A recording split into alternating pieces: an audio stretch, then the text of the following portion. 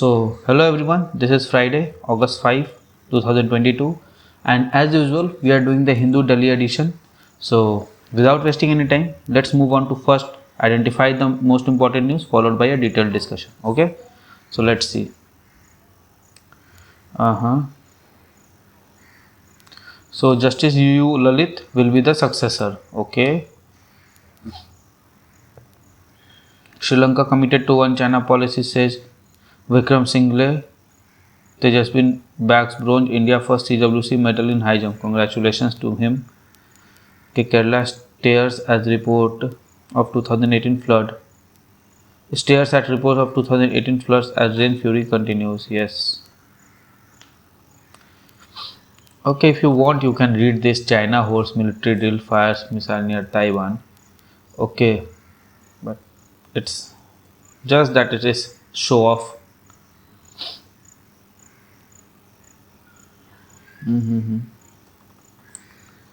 String of death plea. Seeks ban on flying kites. Okay. Tiranga rally. Fine.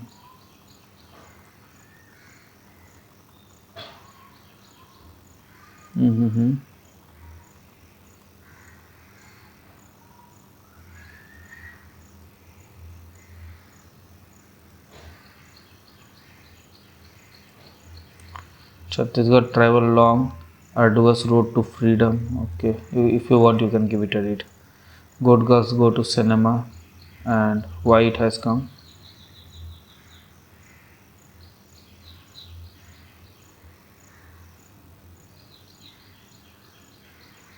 Okay,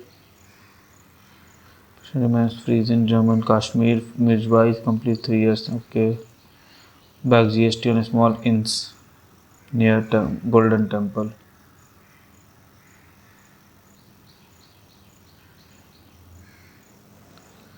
Okay, fine.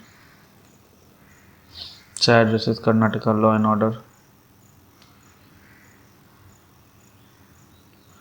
Delhi visit takes a toll on CM Sindhe. Doctors advise rest. Okay.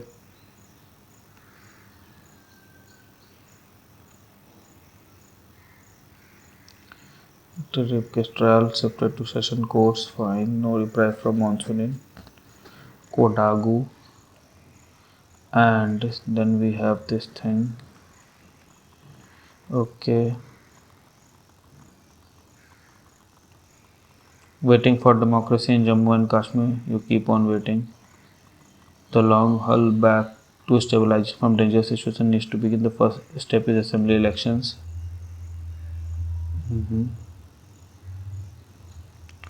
To discourage populism. Okay, not required. Remembering an expulsion, remaking opportunity. What Ghanesian was dark event. The Commonwealth advantage must be the web. Okay, fine. Dialing right.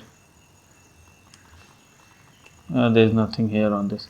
Look, if you want, you can read this thing, dialing right, this the spectrum cell thing, and all these things. But the question is that you won't get a question from here, right? So there is no need to get into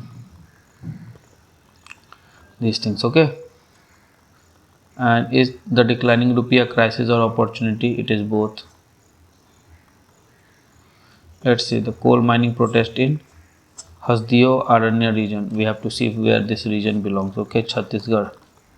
We'll see the gist and then decide whether to go inside the article or not. The Kansas win on abortion and its bearing on US state. Okay, we'll see this the gist what it is all about.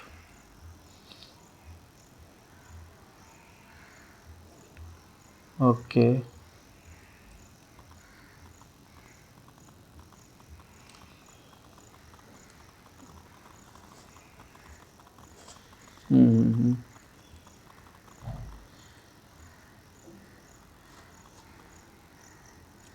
Borfukon in syllabus. Okay. Charge sheet on land grab not required.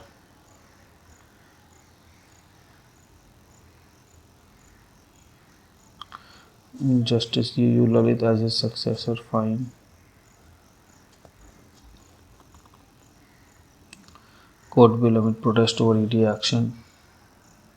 This is what is happening for last I think 8 years now, that the this what we say, the opposition is protesting on something, they boycott the house and the bill gets passed because the members present and voting up belongs to the ruling party only. The opposition should understand this, that opposition in a democracy is a god and they are not keeping their stature according to it.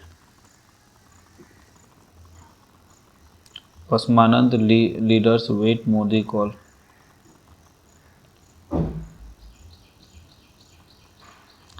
High-tech radicals turning Assam into Islamist.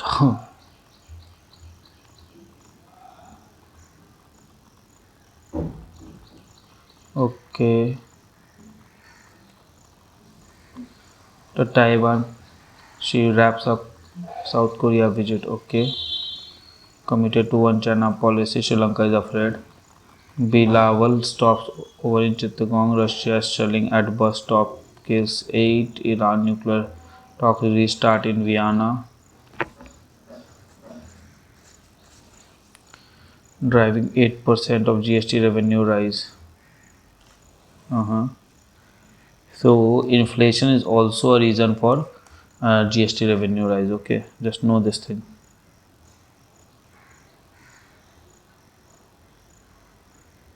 Okay, so we are done with the identification of most important news. We had a gold yesterday also, I think.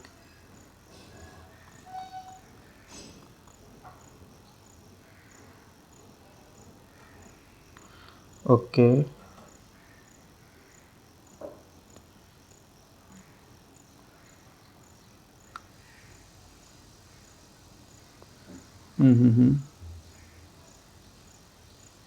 Let's see the medal tally now. India has 18 total, right?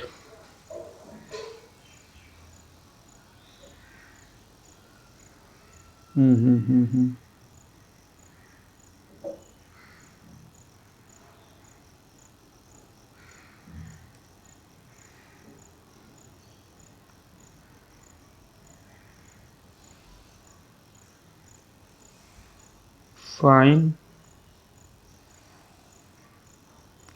Okay, fine. So we are done identifying the most important news. Now let's go on and analyze the same. So let's see the first page if we have anything here. I don't remember having anything on these pages, right? So let's go on directly to the text and context page as far as I remember.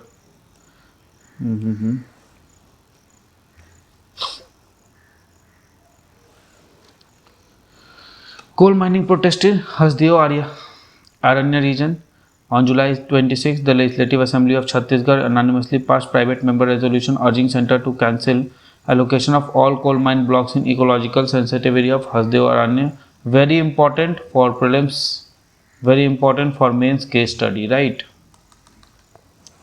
And look, coal mining related things are related to center, not state. Underneath the Hasdeo Aranya, a coal field there comprises 22 coal blocks. In 2010, center categorized Hasdeo Aranya to be a no-go zone for mining. However, only a few years after MOEF granted clearance of mining. At present, 22 blocks, 7 blocks have been allotted to different companies.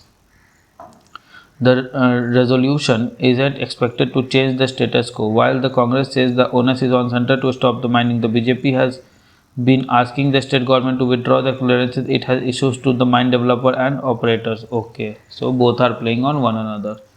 That you first or you first. Let's see the Kansas. In referendum on August 2, the voter of the conservative state of Kansas in US decided to protest against right to abortion.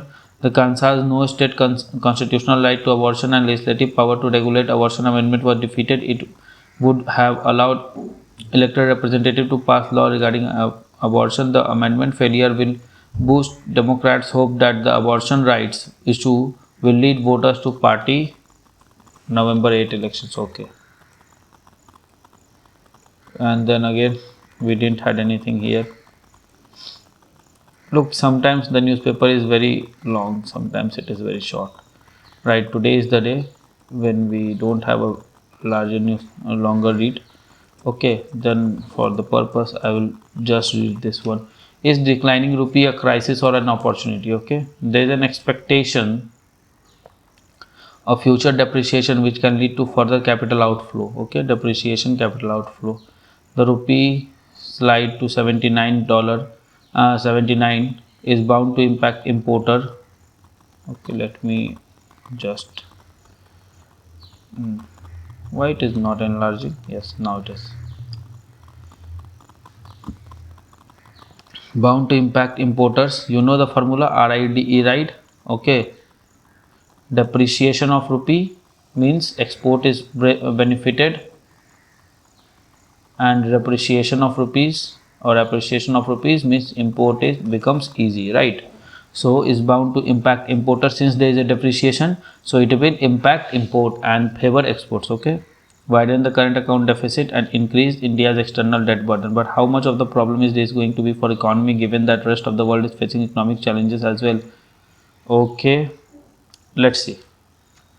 The declining rupee has several consequences. In some, it is a crisis or opportunity. So one person is teaches economics at Azimji Premji University, Ziko Dasgupta.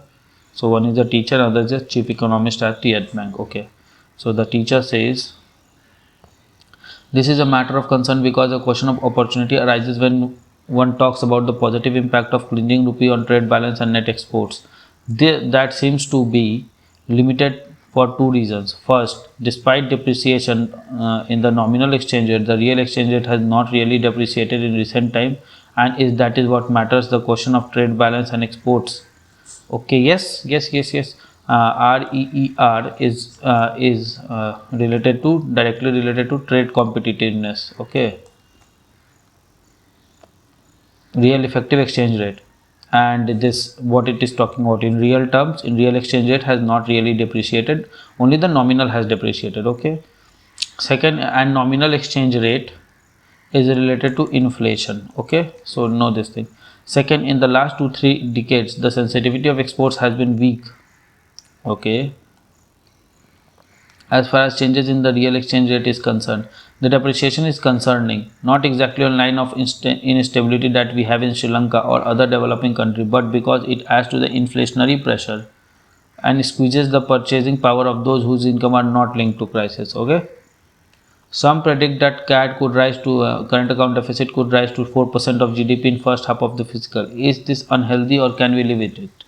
So the chief economist of Yes Bank, Indranil Pan says a broad indication that we are working with at this time is 3% CAD as proportional to GDP, with assumption that oil is at about 110 per barrel. If oil is at 120, the CAD goes up to 3.3%. From RBI perspective, the moment CAD crosses 2.5%, red flags come up.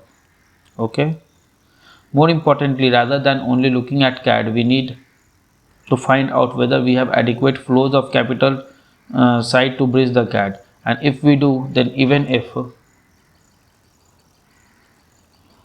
CAD is at 3%, it might not be very strenuous for the economy. Means he is saying that CAD is what? Current account deficit is like debt, a kind of debt that we take from other country. Okay, not exactly debt, but a kind of debt. Okay, then if we can just service that debt easily or with ease, then it's okay. What 3%? You can have 4, 5, 10% if you have the ability to pay that debt easily, right? If you are earning from that debt more than the debt and the interest, then it is good. Currently, because of changing landscape in the monetary policy cycle globally, emerging market inflows have dried up. There are more outflows from emerging markets. So RBI has to sell dollars in spot market to contain the depreciation. Depreciation pressures are relatively more contained than in 2013. I don't mean it's time to sleep over. Definitely you need to see in what way the capital flows can be improved. RBI has come out with certain policies on that, or determine how current account gaps can be closed by reducing imports. Okay, there can be natural adjustment. The higher inflation and tighter monetary policy domestically would dampen local demand. So non-oil, non-gold imports are expected to be softer. Fears of global recession could also lead to downward bias in crude oil prices. That could be positive for current account, but the global slowdown may also pull the exports. That is worrying the CAT perspective. Okay, so two things: global slowdown can also pull the exports, right? That means there is no demand from outside, means from the international market. So the export from India obviously declines, and that leads to changes in REER and NEER. Okay. The teacher says, right now it's not a crisis as serious as Sri Lanka, but it is a matter of concern. However, the rupee or any currency start depreciating, there is always expectation of further depreciation, which can lead to further capital outflows. In that context, central bank need to keep an eye on the situation. RBI said that it is prepared to spend another 100 billion if needed to defend rupee. What happens if RBI is still in a healthy position? So the chief economist says, in terms of how much reserves you need, there is no thumb rule to indicate that is enough. Earlier, the flows were adequate, CAD was low, and RBI actually managed to mop up a lot of forex and build up a reserve of 635 billions. On the downside, again, there is no maximum extent to which you can reduce the forex reserve. But okay, there is no maximum extent to which you can reduce the forex reserve. But the RBI must watch the import cover of the forex reserve. That has now fallen sharply as import bill remains high and forex resources have been depleted. The consequent impact on the rupee liquidity is another factor the RBI needs to watch. The critical issue for rupee is not the level, its volatility. If the depreciation pressure is gradually in line with the fact of global monetary policies tightening with other emerging market currencies are also weakening, the RBI shouldn't mind allowing rupee to depreciate. We probably need to tell the corporate that they need a better hedging strategy when currency is more or less stable or slightly appreciating. Okay, currently depreciation is per se not bad because it helps to maintain competitive advantage. Also, it keeps a check on import bill because moment the currency depreciates, the price of import goes up and dampens the demand for importables. Of course, the demand for oil is relatively inelastic. Means what is inelastic demand? We will purchase that thing irrespective of the cost because it is the like a daily use item for us. Okay, so let's see the next thing. Here it is, and the teacher says there is hardly any way to say that if you spend X amount of dollars, one is safe. Think about East Asian experience in mid-90s. Those countries were doing pretty well on the external sector of the economy. When the crisis hit, the capital started flowing out. It was not only question of depletion of forex reserve. It was the expectation of depletion of the reserve combined with the currency depreciation. Okay, so reserve depreciation and depletion, currency depreciation, which led to instability. So as long as capital doesn't stop flowing out, it will always be a matter of concern to us, no matter what extent of forex reserve is depleted. Okay, so whatever amount of forex reserve RBI is ready to deplete, but the main point is that we have to stop the capital outflow. With declining rupee, the value of our external debt has risen. Is this a concern? It's a tricky question. The point should be whether ECB external commercial borrowing flows are hedged or not for currency depreciation. If they have been hedged, there is no problem. Means if the risk has already been taken care of, like the commitment has by taking the or while taking the ECB, you had the what we say, you had the contract that whatsoever be the market price I'll be paying, means like this, that during the contract period you signed with the rate of rupee to dollar at 70, and so you will be paying 70 at 70, so no problem. So it is hedged. But if it is not hedged and it is market driven, then it is a problem. But if they have not, the amount to be returns increases, okay, will go up, will have surely gone up. The companies will have to adjust into the balance sheet and hence can only see some squeeze in balance sheet of some companies. Some companies may still look to hedging their near term payable. In Indian context, bigger worries in short term debt with residuary maturity of about 3 to 6 months. Depreciation next year may be slower, but because of global atmosphere could have changed by then. And who knows, if the recession hits larger part of the world, there can be faster reversal of the current tightening than what we anticipate now. I am not worried about longer term ECBs, because if you take the average, the last 10 years has given a currency depreciation of about only 3.5 to 3.8%, means under 4%. The RBI has been trying to push ECB by relaxing end use and also increasing the interest rate cap for ECB. This will be enable relatively lower companies to attend to raise the fund abroad. Given the recent moves by government and RBI, have we exhausted policy option? No, of course not, never. It is an exogenous shock, means the shock has come from outside, but it is not that there hardly exists any policy instrument to deal with that, at least for damage control. First, why is the falling rupee a problem? It could result in instability, which is not case at this juncture, but there is also a question of inflationary pressure. If we look at the nominal exchange rate and real exchange rate, the latter has remained stable in India in last 2 years despite the nominal exchange rate depreciating. This means domestic prices are rising faster than international prices. You know the formula of REER and NEER. REER is PD by PF, or I think PF by PD, no? PF by PD into NEER. Okay, now you see what is happening. This has been constant almost, and this has been increasing very fast. So this is increasing, so this is also increasing to keep it constant. Okay, that's what it is written. This means domestic prices are rising faster than international prices foreign by prices in domestic currency. Okay, you see, you have to understand this NEER by P domestic. Now this, if this increases and this decreases, then the overall product increases very fast. But what has happened? This has also increased. Okay, so increase of PD has led to neutralization effect here.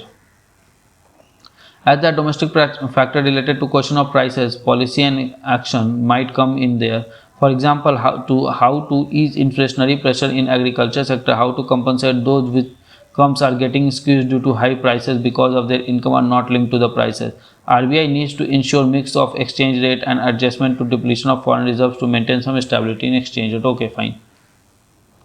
What could be government or RBI do differently if they could do it all over again?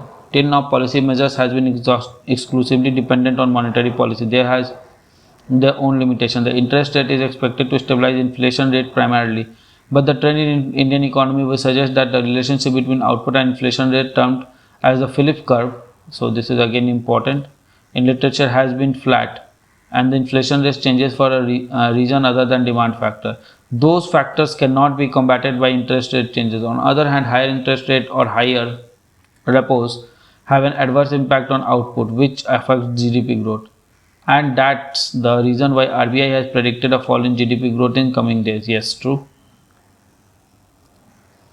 What is needed is greater dependence on fiscal instrument, means taxation related things. There are only two ways to do that. The first is to increase corporate tax in some form to finance additional government expenditure, particularly compensating labor income. The second is to rethink fiscal policy rules, review to what extent rules we follow are relevant and useful in current context. Historically, corporate tax rate changes have hardly had an impact on corporate investment rate over the time. For example, in 1819 there was a huge corporate tax concession which was hardly any impact on corporate investment rate. The other option would be to do away with different corporate tax concern. At this point, such concessions amount to 5 lakh crores. Even if one excuse that amount of concession, there would be a lot of fiscal space available. Okay, and then IP says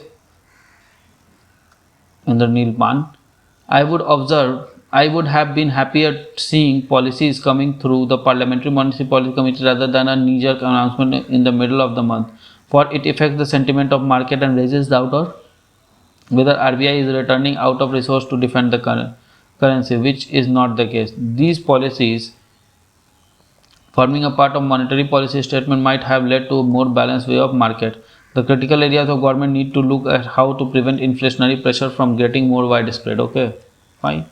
Today, twin deficit problem in India, which was also in 2013. What is twin deficit? NPAs of bank and dirty balance sheet of companies. Okay. If you commute the fiscal deficit problem of GDP and CAD together, we can also see a wide today we are as wide today as twin GDP's twin deficit in 2013. Oh no, it is not twin. This is twin problem. Okay, twin deficit is CAD deficit and GDP falling. Okay, fine. Around 3% CAD in 2013, it was around 4.5% in 13, right? Today it is 3%. The critical condition we need is more. The critical action we need is more on how to manage government finances and have course chalked out on how to bring deficit and government debt down. The government's outstanding debt is large and increases in interest rate with rise in interest bill. Connecting for the fiscal imbalances will, okay, the fiscal marksmanship, if it is correct, then macro atmosphere and offer positive signal to external world would be fine. What do you mean by rethinking policy rules? Means fiscal policy target a specific level of GDP ratio, the target debt stability. The job of the monetary policy is to target out the output gap and control the inflation. Now the intensity of slowdown is such that the interest rate is unable to compensate either the output growth or labor income, and now there is added pressure on the increasing interest rate. Fiscal policy need to play a role in helping boost demand, but this is not exactly consistent with the present policy framework. It is very designed policy. Fiscal policy is meant to stabilize the debt to GDP ratio. It is not meant to boost aggregate output, grow rate or labor income. So we need to think about the purpose of the fiscal policy to given crisis we are facing. Okay, a good article. Make notes out of it. If you think you don't know about the basic concept, it is just dealing with the basic concepts of macroeconomic indicators or the general state of economy in India, right? So more or less it was a known article, therefore I was not very willing to, I was reluctant to read this article because I knew that things would be same as it is. Okay, so with this we come to end of today's newspaper analysis. I hope you like it. If you like it, consider subscribing the channel, liking the content, commenting and sharing, right? So with this I take a part from you. So goodbye all, good luck, study hard and Jai Hind. So friends, I really hope that you like this video. If you like this video, give it a thumbs up and don't forget to subscribe our channel and share this video with your friend. Follow us on Telegram as well. Also keep studying hard, keep following your dreams and keep tuned to our channel. Comment below for any suggestion. Till then, goodbye, good luck, keep studying hard.